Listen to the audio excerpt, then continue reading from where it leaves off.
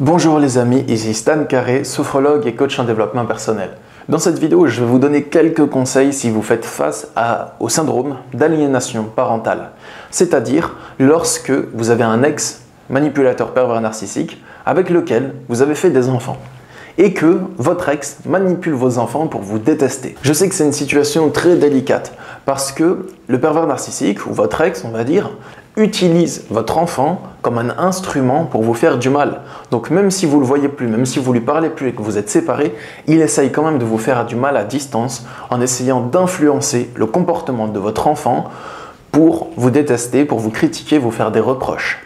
Du coup, ce qu'il faut bien comprendre pour le syndrome d'aliénation parentale, c'est que ça fonctionne petit à petit.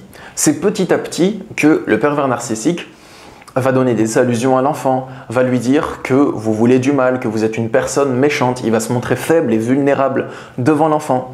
Et donc l'enfant, il va avoir tendance à avoir de l'empathie pour le manipulateur qui se montre plus faible. Et il va croire ce qu'il raconte. Et donc, le manipulateur, il va raconter des choses fausses à votre sujet. Il va dire que vous êtes une méchante personne, que vous voulez le mal de l'enfant. Petit à petit, l'enfant va commencer à détester son autre parent. Et ça peut faire très mal. Mais vous pouvez inverser ce processus en comprenant déjà que ça marche petit à petit, étape par étape. L'enfant, il ne se fait pas manipuler du jour au lendemain, d'une seconde à l'autre. Le pervers narcissique, il n'a pas un bouton magique pour prendre le contrôle de l'enfant. Il le fait en lui glissant des allusions, en lui disant des méchantes choses sur vous. Donc le premier conseil que j'ai à vous donner, si vous faites face au syndrome d'aliénation parentale, c'est de rétablir la vérité auprès de l'enfant. Et ça ne veut pas dire vous justifier en balbutiant comme si vous vous justifiez auprès du pervers narcissique. Vous n'êtes pas en train de parler au pervers narcissique. C'est juste un enfant qui expose les mêmes arguments et le même point de vue que son autre parent. Il croit simplement ce que son parent lui a raconté et il vous le raconte aussi. Tout simplement, c'est juste ça. Donc, si vous rétablissez la vérité, le point de vue de l'enfant va changer. Le but, c'est pas de vous défendre contre lui, mais simplement de lui dire ce que tu es en train de dire, c'est pas ton avis, c'est juste ce que ta mère pense, par exemple, ou ce que ton père pense. Mais ce n'est pas pour ça que c'est la vérité. Du coup, utilisez la vérité comme outil principal. Dites à votre enfant, ce que tu penses, c'est juste ce que l'autre t'a dit. C'est pas forcément pour ça que c'est vrai. Voici quelle est la vérité. Et vous pouvez lui exposer le contraire de ce que l'autre parent a dit. Vous pouvez rétablir les faits et amener l'enfant à regagner une vision objective parce qu'il est souvent embrumé. Il a souvent l'esprit embrumé par l'autre qui lui raconte que des mensonges. Donc, utilisez la vérité comme outil principal et n'ayez pas peur d'être ferme et de vous imposer à l'autre enfant. Parce que c'est votre enfant. Vous avez le droit d'exercer une autorité parentale. Et dans le cas où il y a une aliénation parentale, bon moi, j'ai pas encore d'enfant, mais c'est ce que je vois en consultation. Donc, je vous donne les meilleurs conseils que je peux vous donner par rapport à ma situation actuelle. Ce que je vois en consultation et tenant compte du fait que je n'ai pas d'enfant. La deuxième chose à prendre en compte, c'est apprendre à votre enfant à refuser le conflit de loyauté.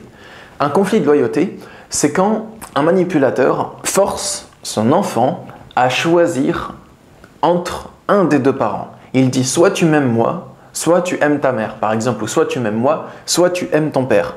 Donc, c'est terriblement déchirant pour l'enfant, parce que il va, la plupart du temps, choisir le parent manipulateur qui se montre gentil, qui se montre vulnérable, qui dépeint l'autre comme une espèce d'affreux parent méchant et autoritaire, alors que ce n'est pas du tout le cas. Il faut bien apprendre à l'enfant qu'il a le droit d'aimer son papa et sa maman à la fois. Même si son papa dit du mal de sa maman, c'est pas pour ça que c'est vrai, il a le droit de choisir entre les deux. Et ça, à mon avis, c'est un travail quotidien à faire, d'apprendre à l'enfant à aimer ses deux parents tels qu'ils sont.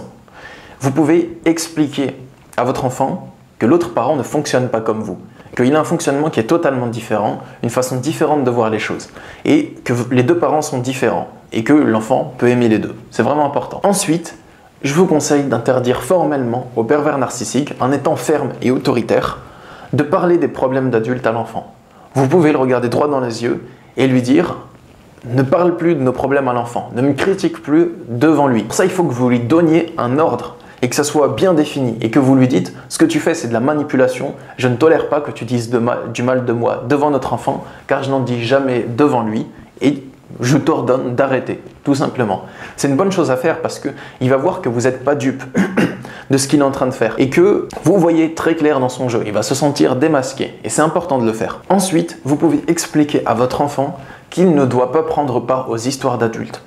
Tout ce que l'autre parent lui dit à votre propos, vous pouvez lui dire que ça ne le concerne pas, que c'est des histoires qui se passent entre les deux adultes et que lui, il ne doit pas y prendre part parce que vous êtes assez grands tous les deux pour régler vos histoires tout seul et que vous n'avez pas besoin de l'enfant. Le pervers narcissique, il va surresponsabiliser votre enfant.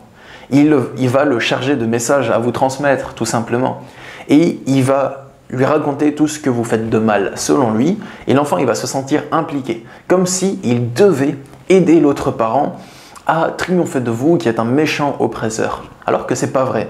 Il faut dire à l'enfant qu'il n'est pas obligé de prendre part aux histoires d'adultes, ou même qu'il ne doit pas y prendre part. Voilà tout pour les conseils que je voulais vous donner. Je vous ai donné les meilleurs conseils que j'ai pu tout simplement, j'espère que ça a pu vous éclairer. Si vous souhaitez plus d'informations sur le sujet, vous pouvez vous renseigner sur le travail de Christelle Petit-Colin sur l'aliénation parentale, parce qu'elle donne plein de bons conseils. J'ai lu aussi ses conseils, ça m'a inspiré pour vous aider dans cette vidéo. Le but, c'était simplement de vous donner peut-être des informations qui pourraient vous apporter des nouvelles pistes à explorer.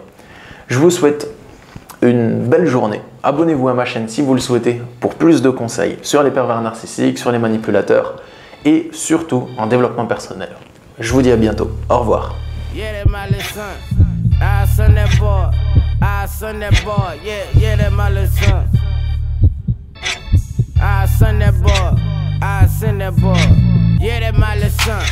I son that boy.